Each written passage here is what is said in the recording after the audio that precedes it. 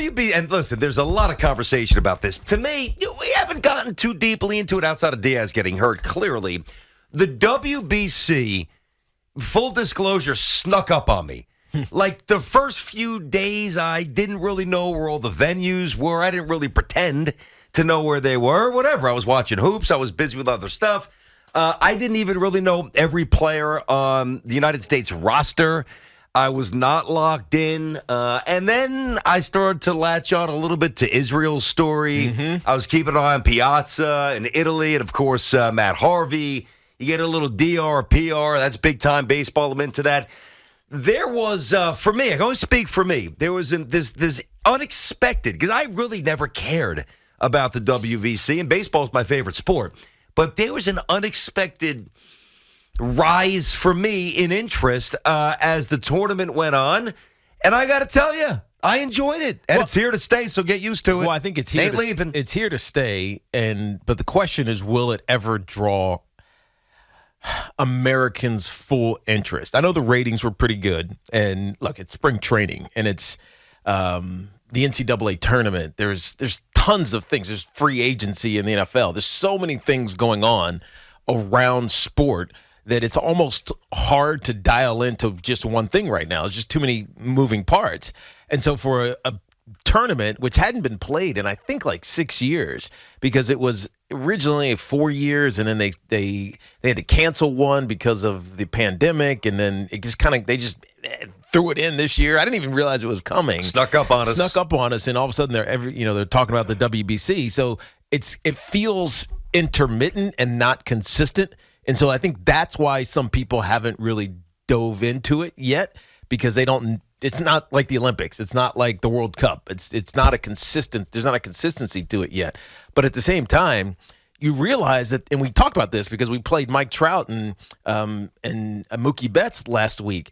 The players really care about it, and if the players really care about it, then you know that the games are going to be interesting and compelling, like we saw last night with Shohei Ohtani striking out Mike Trout at the end of the championship. But I also feel that there's so many people who have an anti-WBC mindset. Yep. That it might not ever catch on, even if it is always around. Okay, let me just clarify and distinguish. Anti-WC mindset is different than an apathetic mindset. So which one is it for you? Well, so I believe there's definitely some apathy. Yeah. And with the Diaz injury, there's definitely some anti-WBC, which I get. Like, if one of the main Yankees went down, I'd be screaming like a lunatic, too. Honestly, I get that part. I know. I get it. I know what you're saying. You're trying to get me to make a distinction, but I think it's both. That might be the answer. So because it's both, because you see Edwin Diaz get hurt. Now, anyway, he could have just been walking down the steps and something bad could have happened, but whatever. He's celebrating the Puerto Rico win and tears his patella tendon. And so there's anti-health issues. There is look at the Mets catcher who hasn't caught at all, Navarez. He hasn't caught at all. Really played 2 games or something like that. And he hasn't been with his Mets. So where is he? Yeah. Same with Alonso. And 13 at bats? Alonso had 13 at bats. And so you look at how it's going to affect your team by these guys, important players, going to play in the WBC, and it feels like that's not worth it. I'd rather than be with the team and get up to speed and get ready for the 162 that matters. And then there's also the apathy side because of what I just said, all those things going on. I'm more worried about who the Cowboys or the Giants or the Jets are signing. I'm more who the Knicks are playing tonight. I'm more worried about my alma mater or someone in my alma mater's conference getting upset in the NCAA tournament. And you also don't really know when it's coming on. I didn't realize when the games were until USA got deep into the tournament. And so I think it's a little bit of both. It's ire, because it's taking away from your team, but it's also apathy because there's so much going on at this point of the year, including spring training for actual baseball. 877-337-6666. Hopefully everybody's doing well this morning. Tiki and Tierney on the Fan. What's happening? We're inside of our Town Fair Tire studio. Our friends at Town Fair remind you that you always get the guaranteed lowest price on name brand tires from Connecticut to Maine. Nobody beats Town Fire. Nobody. I'll tell you one thing, though, and this is just going to come. It's not going to happen overnight. I get it. And some people will never get on board. I get it. I respect it. not here to shove it down your throat. I wasn't watching it 2 weeks ago or 12 days ago, whatever. I jumped in maybe midway through, as I said. Israel, Piazza, Italy, DR, PR. And, of course, once we started winning, I'm like, okay, let's see how far we go with the USA. But everything takes a while to root. You know, there was a point, and you guys can do your own research with Google, but just trust me, because I remember hearing this from my dad and then doing my own research. There was a point when the NIT was bigger than the NCAA tournament, where there was no, like, this Selection Sunday and March Madness and Cinderella. And it just didn't exist. The NIT was where it's at. There was a point where westward expansion in Major League Baseball. Wait, you're going to leave the Polo Grounds in Ebbets Field and go west of the Mississippi where nobody plays, and there's this vast, perceptually, this vast wilderness, and suddenly just drop a couple of major league teams out there? How plausible is that from a travel point of view? Will they even care about it with the beach? Look at us now. I know that West is not East Coast. I get that in terms of energy and fire. But I think the Dodgers are doing pretty well out there. I think the Giants, who won 3 championships with Bruce Bochy in the last 12 years, I think they're doing okay. The point is, we always initially, well, not always, but we oftentimes resist something that's foreign, something that begins to kind of creep into our usual day-to-day existence. And I get it. And then that energy is amplified when one of your main guns goes down like Diaz. I get it. I respect it. But I really do enjoy it. Listen, Tiki, anything that's good for baseball, right?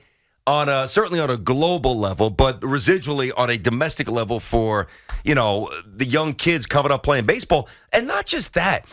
I can't tell you how many questions. I didn't have the answer for all of them. I wish I did. I had to look at a map a little bit.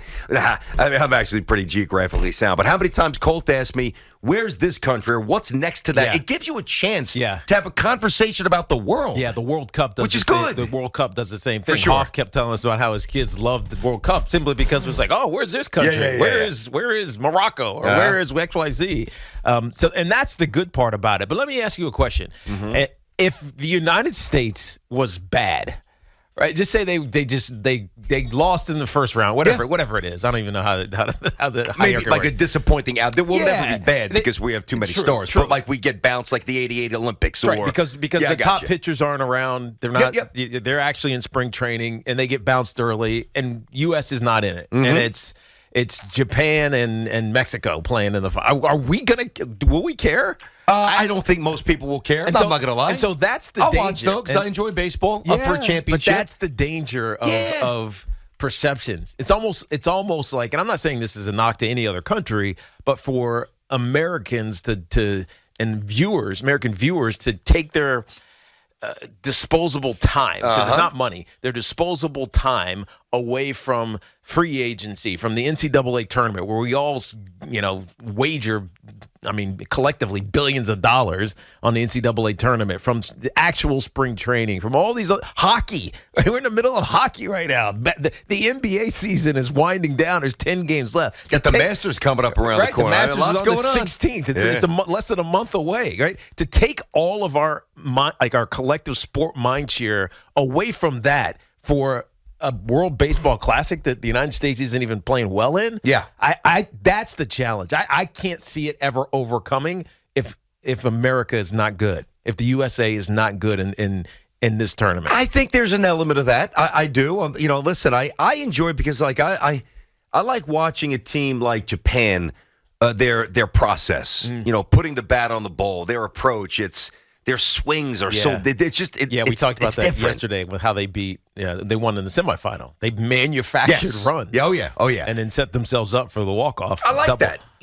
But I'm also not going to sit here and say, despite the fact that I'm a devout baseball fan, would I rather watch the Yankees and the Pirates in Bradenton split squad? Yeah, some kid is never number gonna... 92. Kid's going to be in Double-A. We know who the stars are, but now they're kind of sent down. But littered early on with guys who aren't going to make the team. Would I want to watch the Mets and the Phillies down in Clearwater say that? No, I'm not. Listen, I'm you're paying attention. It might be on, but I'm half watching. Yeah, you're paying attention to the stories that I need to know. Yeah. What's Alvarez doing for the Mets? By the way, he got sent down about 35. Not a surprise to AAA Alvarez for the Mets. What's Volpe doing? What's Peraza doing? What's Dominguez doing? What's some of the young pitchers doing? What's Beatty doing? Yeah, those are stories I'm going to watch and pay attention to. But am I sitting there watching minor league exhibition baseball? I'm not. I mean, it might be on, and I might show something to my son or just kind of catch up on a story. But whatever, it's lame. Mm-hmm. It's boring. And in a lot of ways, the WBC quenches what we think we're getting when spring training baseball first starts. We're getting baseball, but it's competitive. Now, from that, you could say, is it too competitive? Is it too early? Are they ramping up too? Yeah, all things on the table. And I'm not here to shove it down your throat. Why would I? But I liked it. And I'll be honest with you. I didn't think that I would. I actually grew to like it more, while most people hate it more because of the Diaz stuff and some other injuries, Alonso not getting at bats, whatever, which I get. I've actually grown to appreciate it more. So I think I'm kind of in moving forward. I do. True story. As soon as we woke up, my son said, "Did we beat Japan last night?" Because he fell asleep. It was 3-2. And how did you describe it to him? I said, "We lost." Did you describe what happened? I said, "Well, put on MLB Network and get the highlights like we do during the season." Shohei Ohtani pumps 2 fastballs past Mike Trout and then slices him. He owned you. He owned him. He owned you in the clubhouse now. That was bad. Yeah. Most important game that the Angels players will play all season. Well, until he's playing playoff games for the Mets at Citi Field, which will probably be this summer when they deal and when they suck like they always do, the Angels. But that to me, I don't know. I'm not saying that that's the measurement for every family, but it's part of my measurement. I don't know if he would have asked me. No, him, he might have. But hey, Dad, did the Yankees split squad? Did we win? Maybe he would. Mm-hmm. But I know he wanted to know if Team USA beat Japan last night. And by the way, then you start, and I got into this at one point, talk a little World War II. Things come up that I think is good conversation, good for the mind, good for the spirit, whatever. 877-337-6666. All right, let's get Greg in North Salem. What's happening, Greg? How are you? What's up, guys? Hey, Greg. Listen, I'm with you, Brandon. I end up watching it and trying to find it for the last couple of weeks and then getting into it the last couple nights. But they're doing it the wrong way, in my opinion. It has to be a fall thing. It should follow the World Series. They should release the players from their teams after their seasons, get together and schedule it in warm weather climates and stadiums after the popularity of the sport is at its peak, which is after the World Series, and not have this rushed March when we don't want anything else on our sports calendars, can't think anything else, and we have this passive interest as the baseball season and all 162 games plus the playoffs. All right, okay. Greg, let me flip something at you. I wish that you were right, but you're not. And let me tell you why. Let's say we've got, even if it's not Team USA, but I'll go, Team USA's playing Taipei. Mm-hmm. Let's say playing on a Thursday night. You got Thursday Night Football. What's America watching? Yeah. Football. Let's say United States is playing whomever on a Saturday. What's our country watching? SEC football, Big Ten. You can't do it during football season. You can't. Yeah, I disagree. I think you could schedule it on weeknights when there's a big hole in what we watch in the fall. Yeah, I mean, maybe if you move it back a season, it's an interesting idea, Greg, because BT's right about Thursdays and Saturdays and Sundays in the fall and Mondays, and Mondays. But if you get back, but hold on, Greg, if you get back into December when college football's done, except for I wouldn't go that late. I know, but I'm just saying in December when college football is done. Right, there's meaningless bowl games. Yep. You got to. Now guys are in their off season. They're out of shape. They haven't thrown. This takes you at the end of your season. Here's one of the big problems. First of all, you got Adam Wainwright starting this semifinal game. I'm sorry, but if you're not going to throw the best of the best for your country, then it's worthless. We need pitching. Now the day-to-day lineup was huge. And by the way, McNeil's at bat against Ohtani was genius. If you didn't see it, he's locked in and ready. But he's always ready. My point is, why would you do however long spring training is? It's to get guys physically right from the off season. So why would you rush them to be in competitive baseball where their muscles are not what they need to be? Otherwise, what's the point of spring training in the first place? Yeah. Right, to do it that long. It's to get guys back from their winter bodies, and now you're putting them right in the competitive baseball. It's stupid. Now, Diaz's was a fluke injury, but what if somebody just wasn't ready and tore a hamstring and they missed 3 months? I mean, that's what's likely to happen. Fair points, Greg. Really good call. Fair points as well. I think the one thing you have to incorporate, when you talk about the concept of spring training, all right, going back to as long as the game's been around, spring training for guys like Mickey Mantle and that crew was to, get back literally get back in shape. Yes. They're selling Christmas trees during the off season.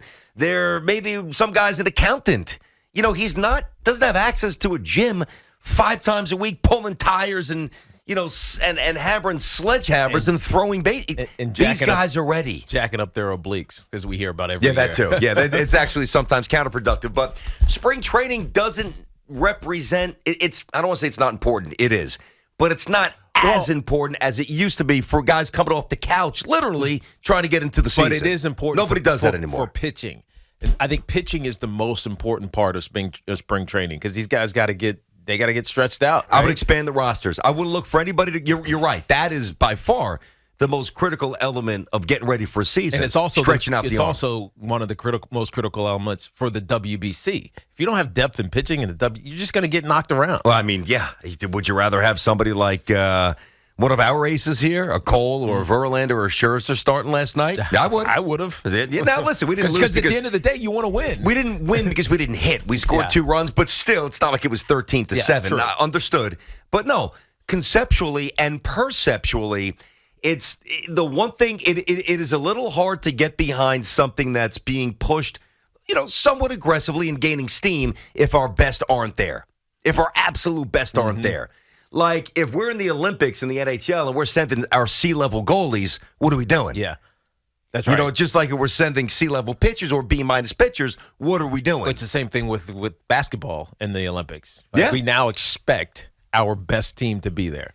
Yes. It is amazing how the world's caught up in everything. Everything. Basketball, that 92 Dream Team was, the seeds that really were planted around the world for basketball. And baseball's different because baseball has thrived in Japan. And they talked about this last night during the game forever. So that's not exactly a good comparison. But, baseball in the Netherlands, they've received a little pop. Baseball in Great Britain has a team. They ain't good. And their uniforms are horrendous if they're not even stitched on properly. But, no, it's rooting. And I like it. 877-337-6666. So the question is, those players, which represents most of them, those guys who avoided injury, right? That's one thing. But are they really ready to play the season? It's another part of the conversation. So Alonso didn't get many competitive at-bats. Batting practice and hitting off a tee is only taking you so far. And that's been a complaint, which I get. But is it a little bit maybe overstated? We can incorporate that as well. Your thoughts on the WBC? Lamar Jackson, by the way, wants out. We'll get to that later. Could interest some teams out there, the Patriots. 877-337-6666.